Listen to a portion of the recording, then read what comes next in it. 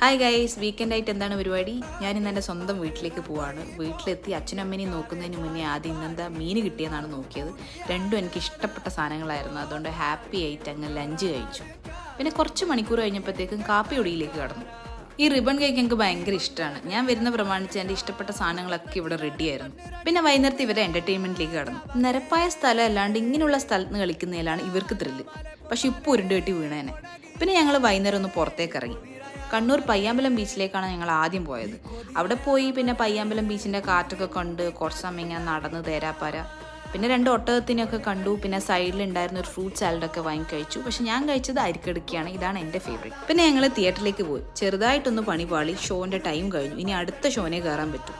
1.5 മണിക്കൂറാണ് പോസ്റ്റ് ആയത്. ബോറടി കൂടിയപ്പോൾ നടന്നുകൊണ്ടൊക്കെ അമ്മ ഫോൺ നോക്കാൻ തുടങ്ങി. ഞങ്ങൾ കുറച്ച് കഴിഞ്ഞ് അമ്മേനെ നോക്കുമ്പോൾ ഫോണും കൊണ്ട് വേറെ ഏതോ സ്ഥലത്തെത്തി. പിന്നെ അത് പറഞ്ഞ് ചിരിക്കലായിരുന്നു ഞങ്ങളെ പണി. അങ്ങനെ സിനിമ കണ്ടു മടങ്ങി.